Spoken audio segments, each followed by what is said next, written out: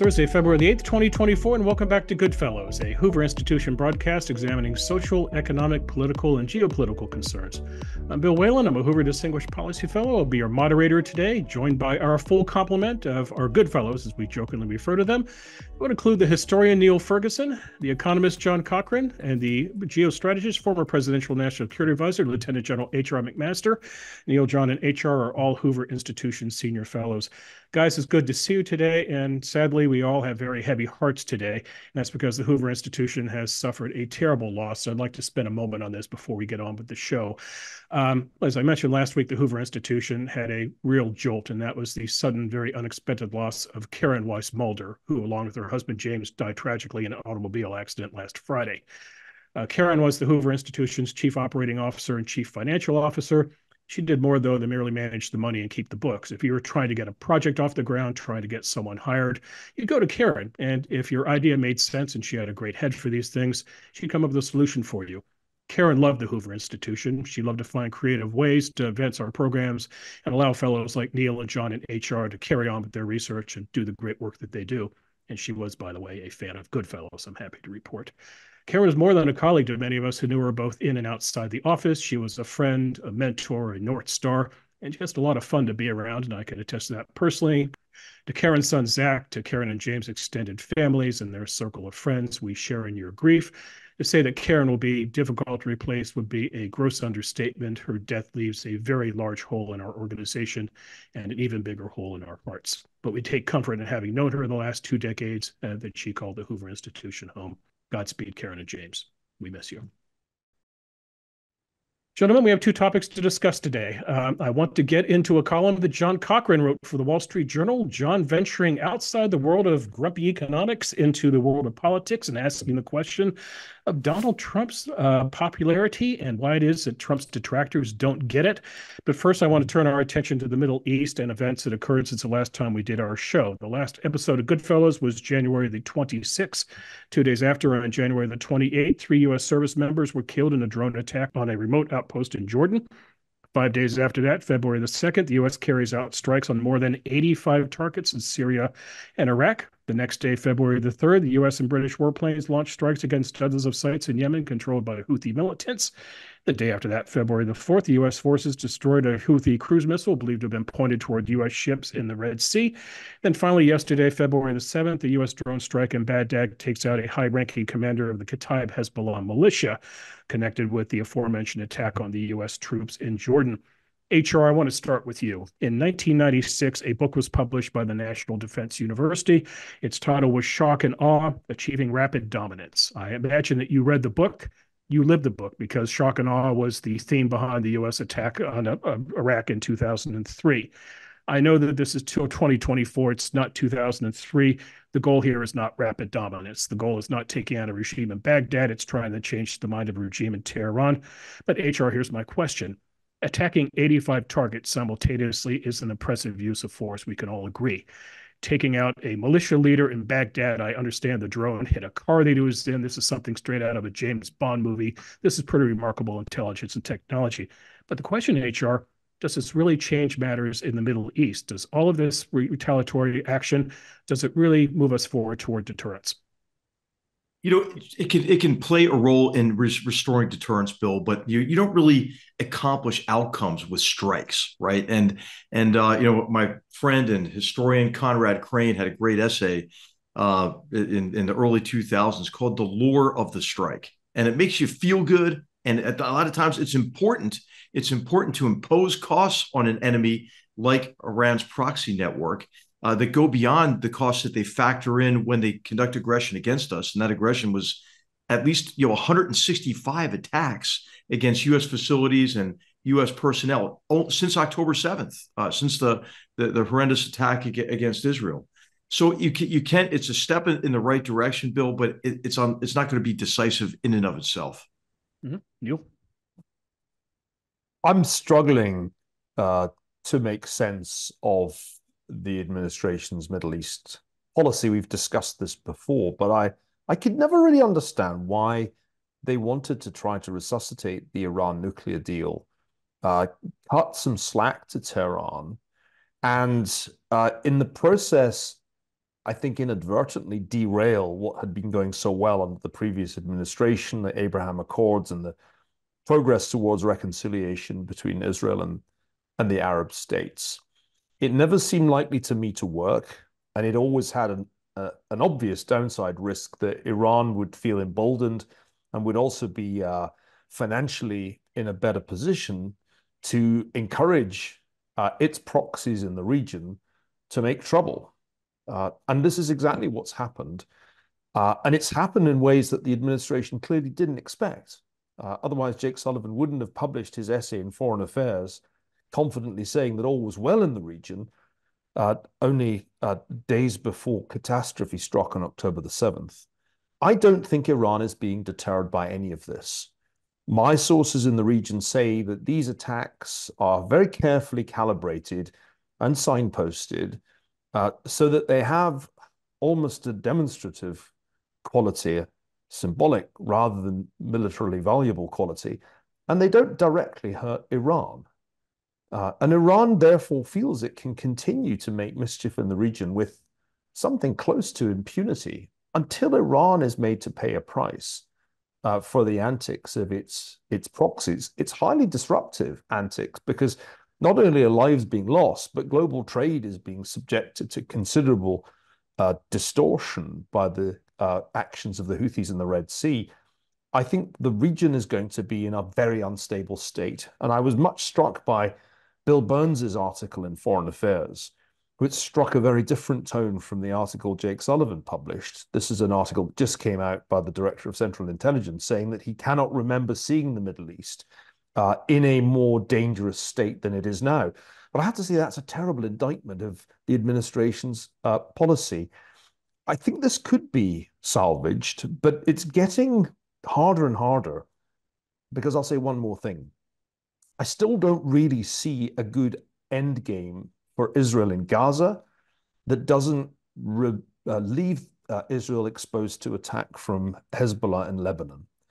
And so the core of this problem, which is the greater insecurity Israel has been experiencing, looks very difficult to fix. And it's almost impossible to see it getting fixed if the Biden administration is not only doing too little to deter Iran, but it seems more concerned to lean on Israel to wind up its military operation against Hamas. In short, I find the strategy baffling, and I don't see a good end game.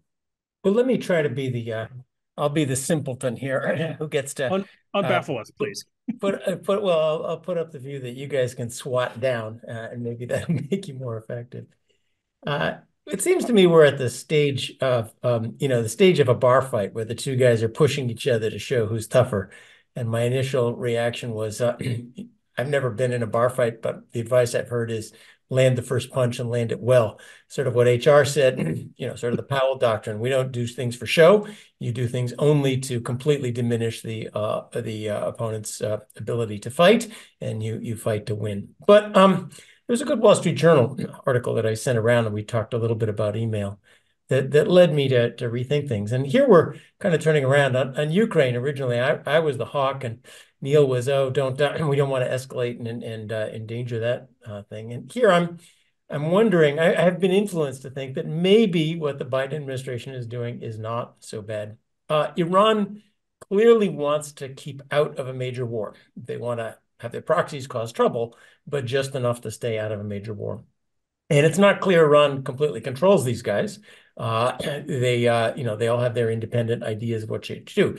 Some of them are Sunni, some of them are Shiites, and some of them are Persians, and not everybody here gets along, just to start with. Where are we? There has been no Hezbollah war yet. Saudi Arabia still quietly wants to pursue a peace accord with Israel eventually. That involves some sort of promises about two-state solution, and nobody ever talks about exactly what that means. Will the Palestinian state say, yeah, we recognize the right of Israel to exist as a Jewish state? That's sort of like number one, and that's the one that isn't happening. But is it so bad to try to keep this at the pushing stage of the bar fight and keep it from turning into a major war? Attacking Iran would turn it into the major war that we're trying to dance around not doing. So why am I so dumb here? I'd just like to point out that the problem with that, John, is that Iran is pursuing a strategy based on the ideology of the revolution and the objectives, the associated objectives to really expand Iran's hegemonic influence across the region, push the United States out of the region as the first step in what that ultimately seeks is the destruction of Israel. But I mean, they did not send Hezbollah to start a major war. So they're willing to do this so long as it doesn't involve a big war with Iran. Well, right now they're doing everything on their own terms because they're holding back the 150,000 or so rockets in Hezbollah to deter Israel and deter us from direct strikes on Iran. And what that does is that also gives them, as Neil mentioned, really the ability to escalate this fight on their own terms with impunity. Their strategy is essentially to expend as many Arab lives as necessary in pursuit of their objectives, to keep the Arab world perpetually weak and enmeshed in sectarian civil wars, and to assemble essentially proxy army and terrorist organizations around Israel so they can implement this, ring of fire strategy. So as long as we play by their rules, by acting like we don't know what the return address is, they get to pursue that strategy essentially with impunity and at really no cost. What are you guys arguing for? So should the U.S. strike Iran? Now, we just agreed we don't necessarily think strikes widely telegraphed in advance so that nobody gets hurt. Strikes to show how tough you are might not be the greatest idea. Serious strikes to seriously degrade their military capacity, sink their whole navy or something of the sort. What do you guys think we actually should do about Iran? I think, I think if when you use acts of war, right, bombing to send a signal or to communicate, which you've heard over and over again, I think that's ludicrous, right? Because using bombs involves killing, and killing unleashes a psychological dynamic that goes far beyond any kind of diplomatic, communication. I mean, this is what I wrote about in the run up to the Americanization of the Vietnam War, is that the same assumption was made, and the same language was used by the McNamara Pentagon and Robert F. Kennedy or John F. Kennedy's, I'm sorry, and Lyndon Johnson's advisors. And so they looked at covert operations against North Vietnam. They looked at the first bombing of North Vietnam to communicate our resolve. Well, what that did is that elicited a response from North Vietnam, which was to intensify their support for Vietnamese communists in the South, and then ultimately to compel the deployment of U.S. troops. So you have to always think about what happens next. Your enemy has a say in the future course of events. But I think in this case, imposing costs on Iran that go beyond what they factored in is immensely important to get them to throttle back their use of these proxy forces. I mean, there's a ship sitting right off the coast of Djibouti. It's called the Bashad. It's an Iranian ship that collects all the intelligence on the targets for the Houthis. Why isn't that ship sunk? Well, they sought harbor in Djiboutian waters, but I don't think that should make any difference at this point. There are other actions you could take as well.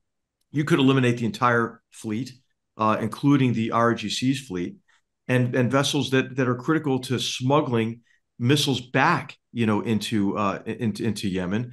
Oftentimes, most often across Oman. So they make a short dash across the Gulf and then move these missiles, components of these missiles over land. But you could begin to interdict that route as well, put more pressure on the Omanis to help do that. You can employ some special operations forces to do that, as you've seen with the two SEALs who made the ultimate sacrifice in just a week ago in an attempt to interdict a ship that was reseeding these missiles. But then this has to be placed in context of Iran's nuclear program as well. And I know you've been following the news of the last week or so, the further acceleration of their enrichment of more and more uranium, the race that they're apparently making to get to a threshold nuclear capability. And of course, once they have that, then I think they feel as if they can continue this proxy war with complete impunity. So I think what you're going to see is at some stage the opening of the Northern Front. And this is debatable, but I believe that Hezbollah will be brought into this fight. You're going to see a massive intensification of attacks against Israel and Israeli assets in the West Bank simultaneously. And then I think you're going to see, massive attacks against U.S. forces, again, with these proxies in Iraq. The Houthis aren't going away. And until you go after Iran directly, it's all going to continue. It's just going to escalate on their terms like that. I believe that Israel's already decided, because Israel's a big factor in this too, on what happens next. I believe they've already decided to reinvade southern Lebanon because they have concluded they cannot have a terrorist organization on their border with those kinds of capabilities. That's the big lesson relearned from October 7th. And then also, I think Israel's already decided to do everything they can to go after Iran's missile and nuclear program.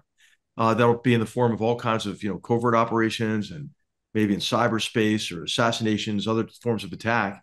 But ultimately, once they have the capability, they're going to go directly against those targets.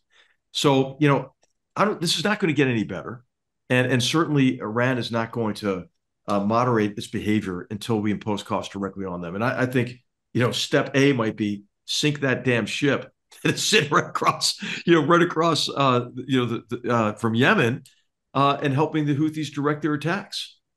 Niall, I want to turn to a column that you wrote in the Daily Mail, the headline, The Gathering Storm. I think it's also a title of a Churchill book, also an HBO movie based on that.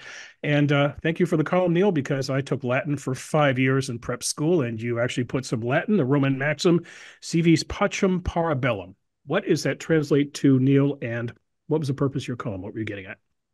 The old Roman adage states, if you want peace, prepare for war.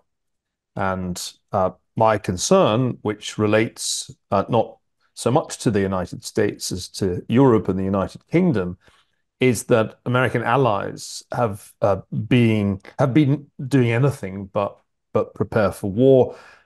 Defense budgets have for a long time been historically at very low levels, in some cases below 2% of gross domestic product, which is far below the levels we saw in the 20th century, during the Cold War, of course, during the World Wars.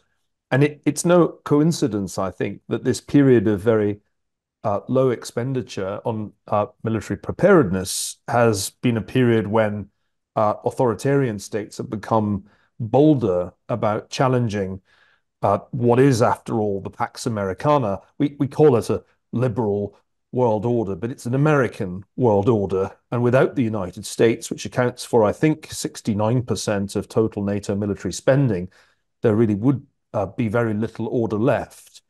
So I think there's a major problem here.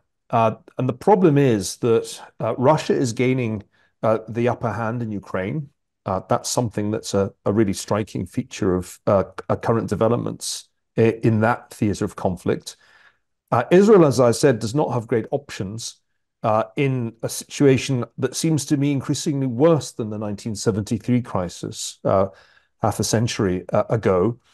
We dodged something of a bullet in January when the Chinese did not react, as I feared they might, to the Taiwanese election. Sometimes in history, it's the things that don't matter, that are really don't happen, that are really significant. And the fact that there wasn't a Taiwan crisis in January was a very important thing. But it could still happen. And the Chinese have other options too. The Philippines, which is under increasing pressure from the Chinese government. And I mustn't leave out of this account the increasingly threatening behavior of the North Korean regime. So because the Western powers, the allies of the United States in particular, are not really preparing for war, they're making the risk of war greater all the time. And this is, I think, where Churchill does seem an appropriate author to refer to. Churchill always called World War II the unnecessary war, on the ground that if only there had been adequate rearmament in the 1930s, Hitler and the other Axis powers might have been deterred. Well, it seems to me that we're living through a period when we're consistently failing to deter an increasingly emboldened and well-organized authoritarian axis. I don't like analogies with the 1930s because I think they've been overused. a great deal in the past half century, but it just gets harder and harder to look at the world today and not see a gathering storm. John? Well, can I just cheer? Let me add, as the economist here, it matters not just how much you spend, but that you spend it wisely. And when you look at the numbers of how many tanks and guns that like Germany has left, military spending numbers include pensions and healthcare and so forth. So a lot of even the numbers that we talk about are not being spent on things that are important. And it's very easy to spend a lot of money, especially in the US, on overpriced weapon systems that will go down to the bottom of the sea in the first 5 minutes of the war. So it has to be spent wisely. And one number I saw, I hope I didn't say this on a previous show, US has 0.5% of the world's shipbuilding capacity. China has 50%. When we built a nearly identical frigate as South Korea did, it cost us 3 times as much. You need to spend it on the right things, and you need to spend it wisely. Maybe HR will tell us what the right things are. More Army, right? Well, no, it's the whole joint force. I mean, I was joking last time, but you need all the tools because there's no silver bullet technology, right? And we've just spent about $250 million in missiles in the Bab el Mandeb and in the Red Sea to shoot down of anti-missile missiles to shoot down about $5 million worth of Houthi missiles. So, there are new contracts being let. There's a new Anduril contract you might have just seen on a really sophisticated, relatively low-cost anti-drone capability. The British just tested a directed energy anti-drone and anti-missile capability that's quite inexpensive relative to what we have now. So the technologies exist, but as you're saying, John, we lack the ability to rapidly procure these capabilities and field them in units. And this is what we have to get better at. I mean, one way to do that is to look for, these opportunities to enhance existing systems with these kinds of defenses, right? So you don't need another new big thing, but you can add some little and very capable things onto the big thing, and this is called Project Replicator in the Department of Defense. But as we mentioned last time, I think we talked about it like 2 episodes ago, you need long-term predictable contracts, so that you can send the signal to defense companies, they're not charitable organizations, they got to turn a profit. So if they have a strong long-term demand signal, they'll invest, in the additional production lines and improve our capacity. Let's do an exit question. Let's make it very quick. If we look at the Middle East as a game of poker right now, who is going to raise the stakes? Will it be the U.S. and its allies with more retaliatory strikes, or will it be Iran and its proxies with more strikes? I wouldn't be surprised if it was Israel for the reason that HR mentioned earlier. I don't think they can afford to let Hezbollah strike the first blow. It's not going to be this week or next week, but at some point things are going to come to a head on the Lebanese border. HR, what's your guess? Well, I think it could be on the Lebanese border, and it could be because Israel's already kind of kicking Hezbollah's ass right now. Because what Hezbollah's been doing is they've been engaged in these kind of performative attacks themselves against Israel, firing kind of like the 8-kilometer range anti-tank missiles, some of their rockets. But in return, they've gotten more than they've bargained for. And the Israelis have taken out some of their missile stocks and inflicted some significant losses on them. Also, the fight against Hamas, as ugly and difficult as this is with the subterranean fight there, Israel has defeated about 17 of the 24 Hamas so-called battalions. That doesn't mean every one of those fighters are gone, right? And many of them are now in pockets of resistance and using guerrilla and terrorist tactics. But the fight in Gaza, from Israel's perspective, is actually going pretty well from a military perspective. I think they have mismanaged, as I mentioned, the information war. They could have done more, to provide maybe humanitarian assistance under their control.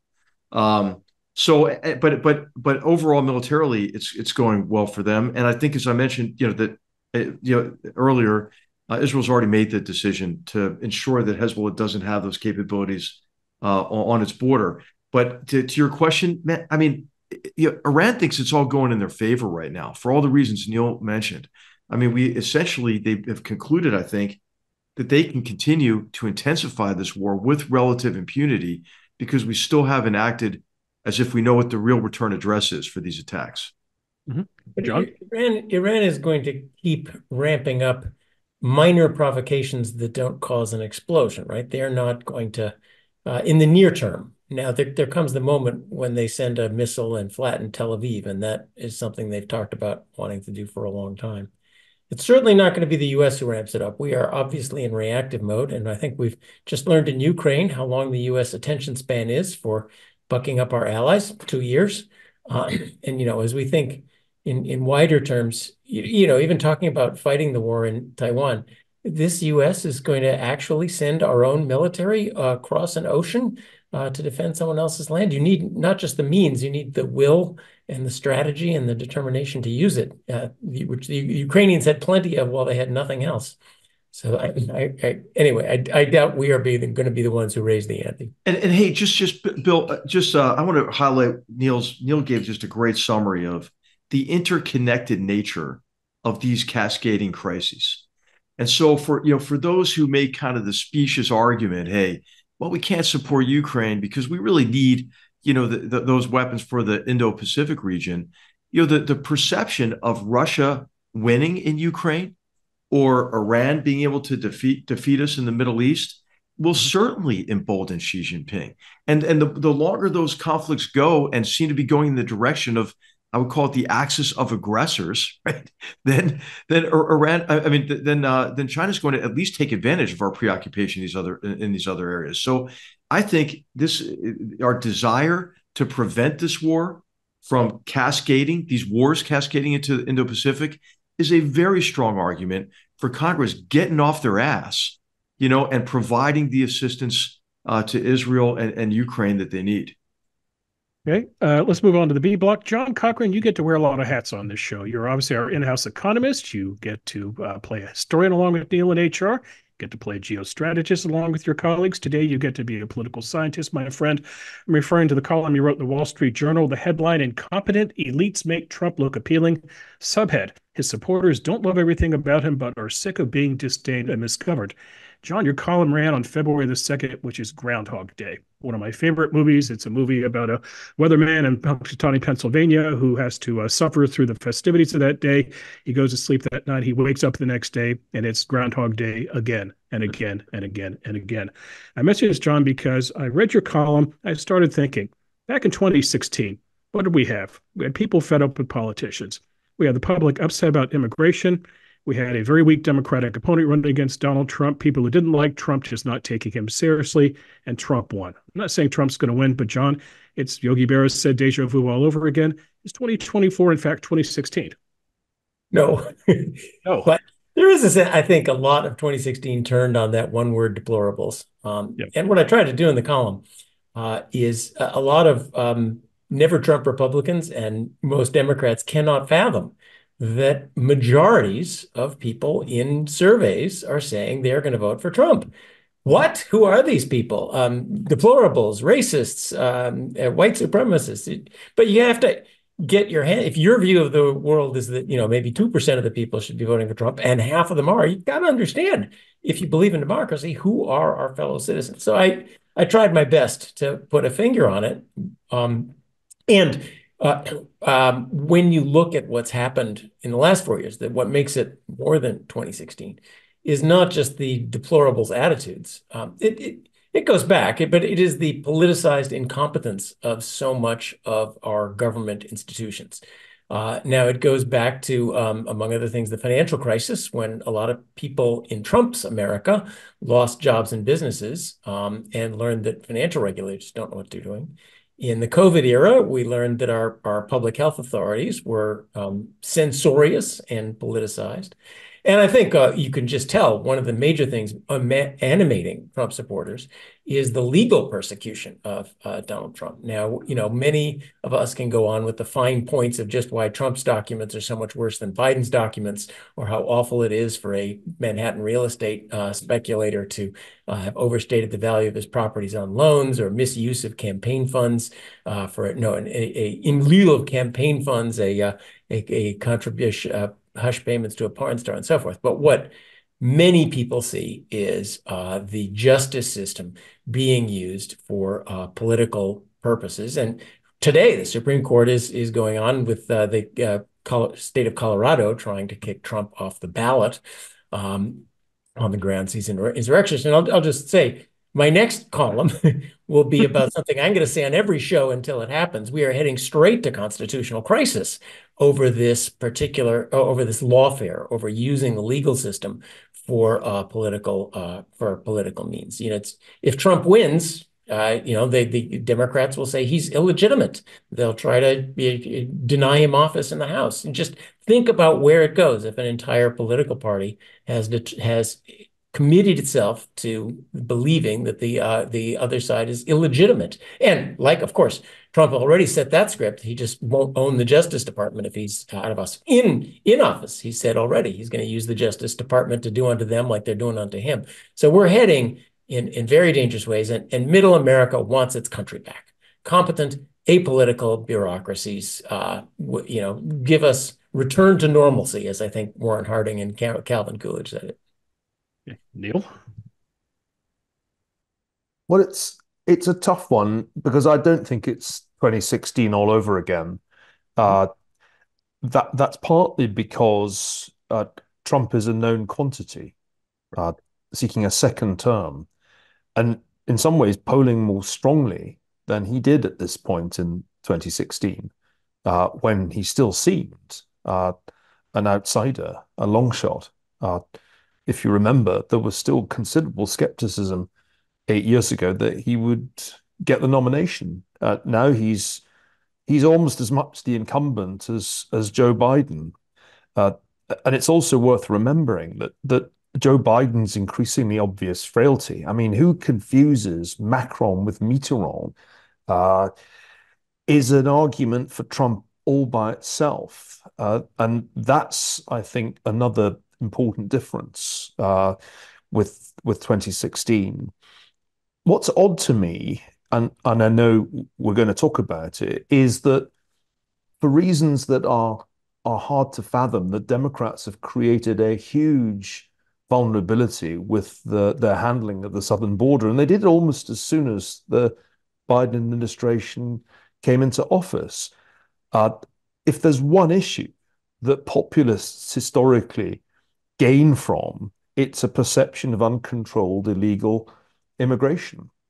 Right. And that's going to shift a lot of votes over to Donald Trump. I read a very interesting interview last week with my old friend Andrew Sullivan, who, if you remember, 8 years ago said, if Trump's elected, it's the end of the Constitution, it's the end of the Republic. He was one of the most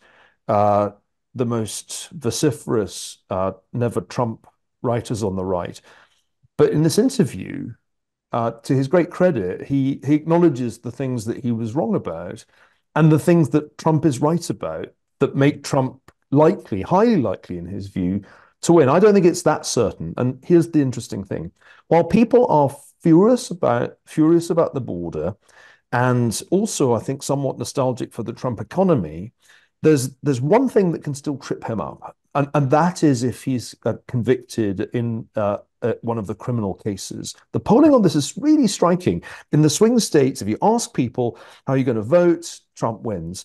If you ask them how you're going to vote if there's a criminal conviction, it's a different outcome, because independents and other less MAGA voters are really quite influenced by the notion of a candidate with a criminal conviction. In that sense, the law courts are, as John says, a really important part of the story. I mean, we're talking on a day when the Supreme Court is weighing whether Trump could be legally removed from the ballot in a state such as Colorado. I don't think there's any way of getting the law out of this election. It's quite possible that the law could decide it. Right. I want to talk about immigration, but first, HR, let me read a few words from John Cochrane to you and get your thoughts. And here's what John wrote. What should Democrats do? Answer, listen. Stop screaming your talking points and hyperventilating that Trump is a dictator in waiting. Stop falling into the obvious trap. Trump is gifted at provoking ridiculous overreaction from his opponents. You promise moderation, openness, conciliation, and simple competence. You deliver the opposite. It is still possible to acknowledge, listen, and pivot. Yeah, well, I always agree with John, and I would just amplify that comment by, they've actually engaged in behavior that was at least equally egregious of what they accused Trump of. Of course, they accused Trump of politicizing the military.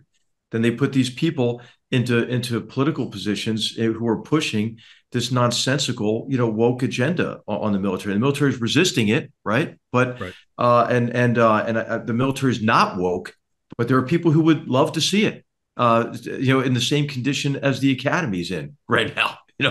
And then of course they're talking about really trying to improve energy security and so forth. Well, at the same time, they're putting a moratorium on U.S. Permits for U.S. LNG export facilities, which is only going to result in countries like Venezuela and Iran, exporting or the Qataris exporting more LNG.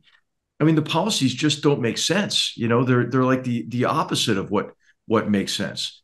So I think this is going to really bring even more supporters to anybody who's in opposition to these policies. I'm hoping that people will also recognize that John is right in this essay, that Americans want Washington to be disrupted. There's a lot in Washington that needs to be disrupted, but sadly, Donald Trump is so disruptive that he disrupts his own agenda. So he's not the person who can actually do it. So, and I think this is the argument that Ambassador Haley's trying to make as well. And maybe Neil, with a recognition of all these legal troubles, even if, as John mentioned, these may reflect to a degree like what weaponizing justice, and against a political opponent.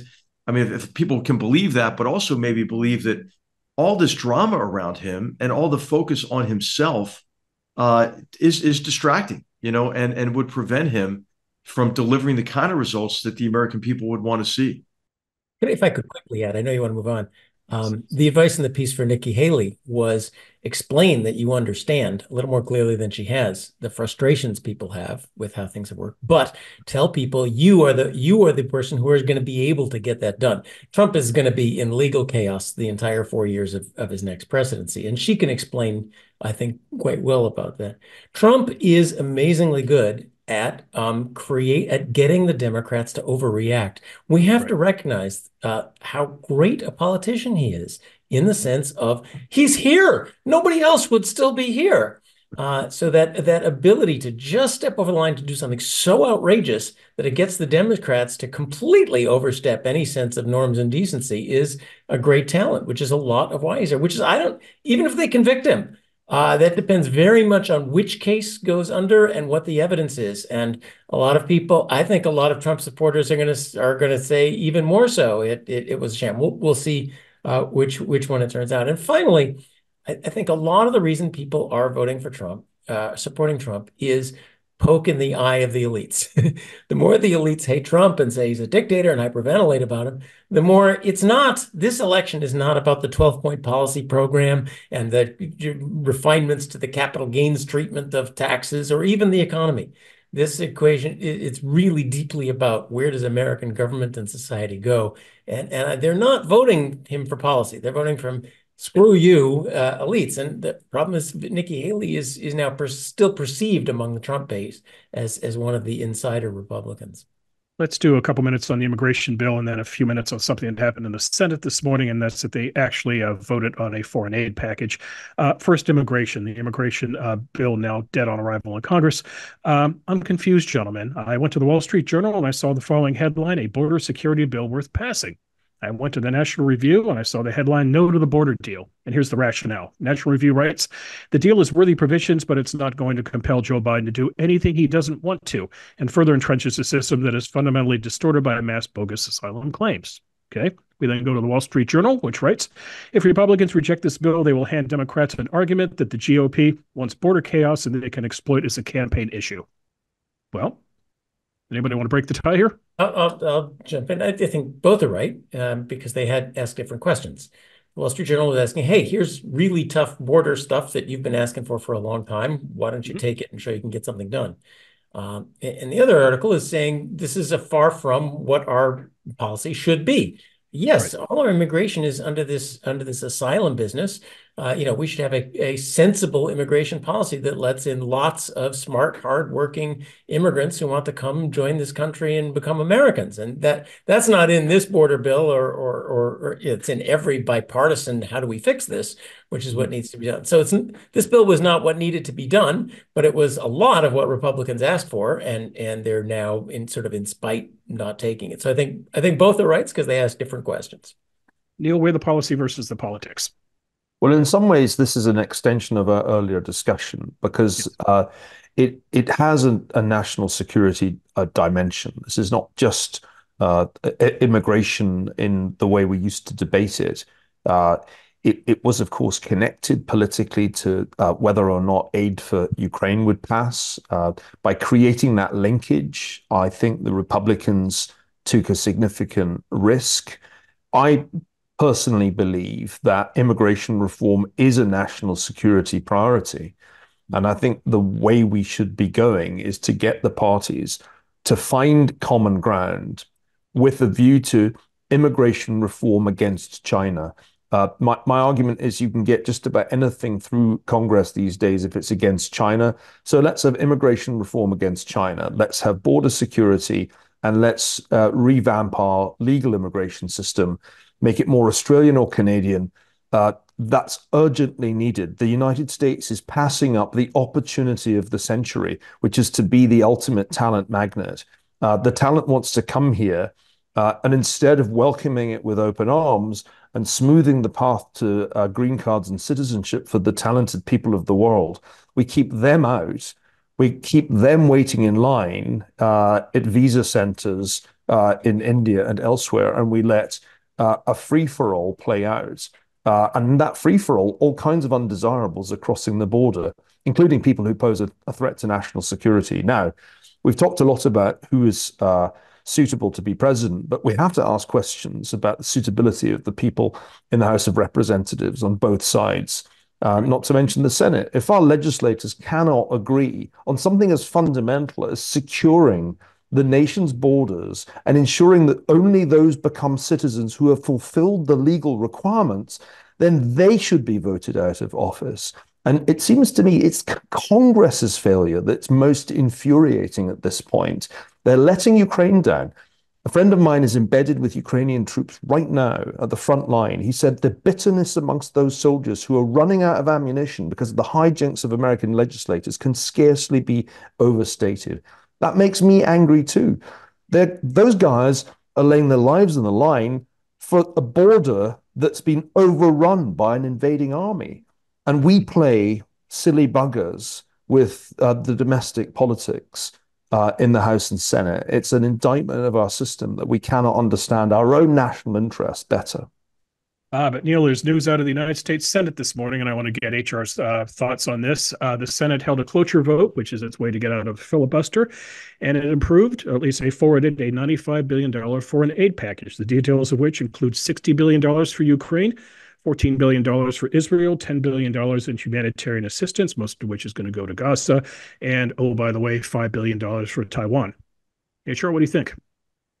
Well, I think they have to expedite it, right? And we've mentioned this before that, the laws of physics apply in war, right? So when you allocate that money, that doesn't immediately manifest itself in the form of ammunition on the front line, as Neil's describing this difficult situation there.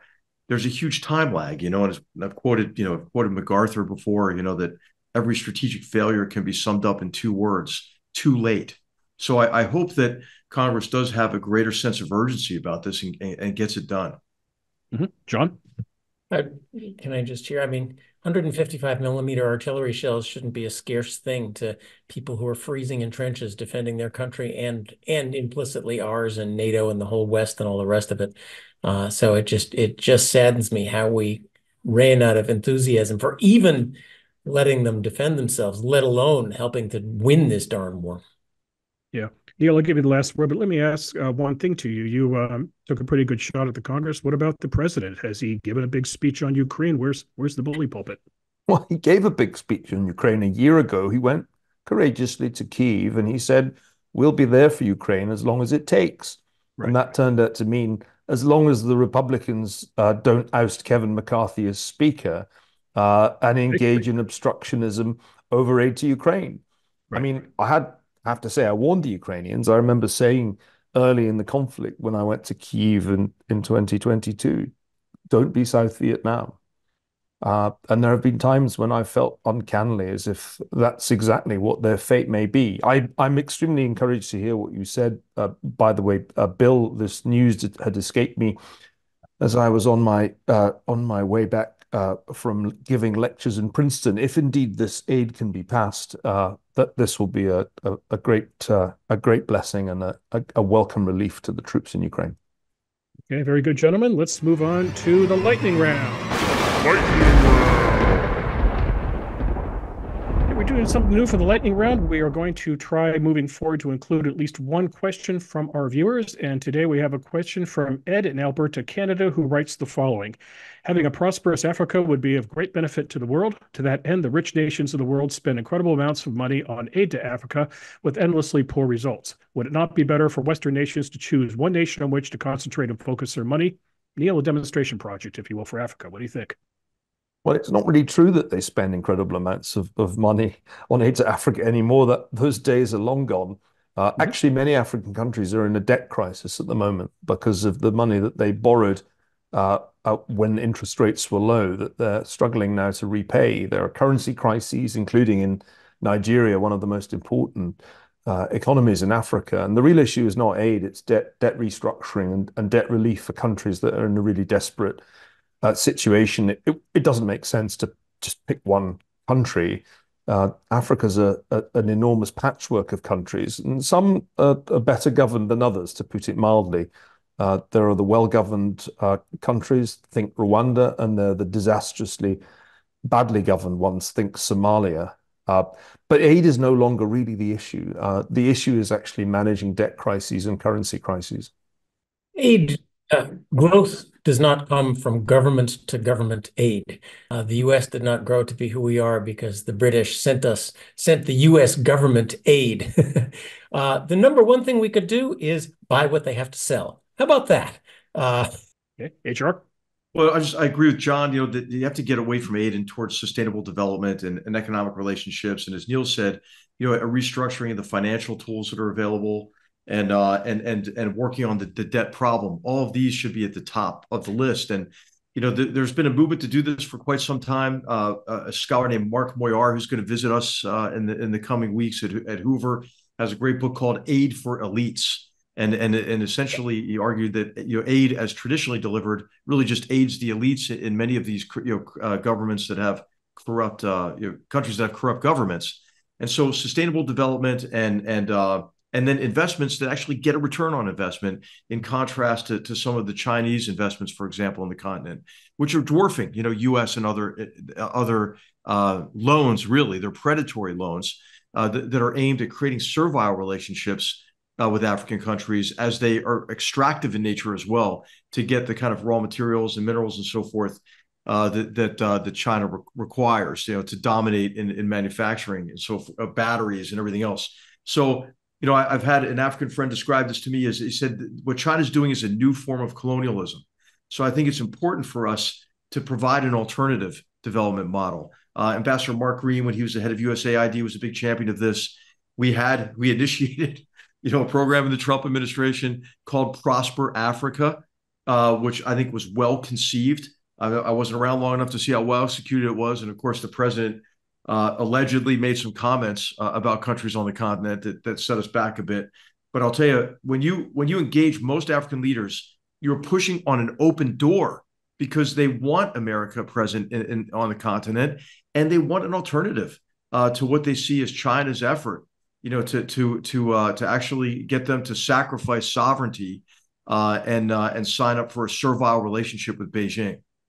Okay, one last question. It's a perennial question on Goodfellows, and for Niall Ferguson, it falls somewhere between a colonoscopy and a root canal. Neil, who do you got in the Super Bowl? Well, obviously, it's going to be Taylor Swift who wins the Super Bowl. I've still managed to get to my 60th year without hearing any songs by Taylor Swift. I'm rather proud of this achievement. I couldn't hum you a single Taylor Swift hit, but it's extraordinarily difficult to avoid Taylor Swift on the internet. on the train, at the airport. So the clear winner of Super Bowl 2024 is Taylor Swift. John? I like that idea. I was going to say 49ers just out of local, civic duty. But Taylor Swift is a wholesome young woman who sings songs about breakups.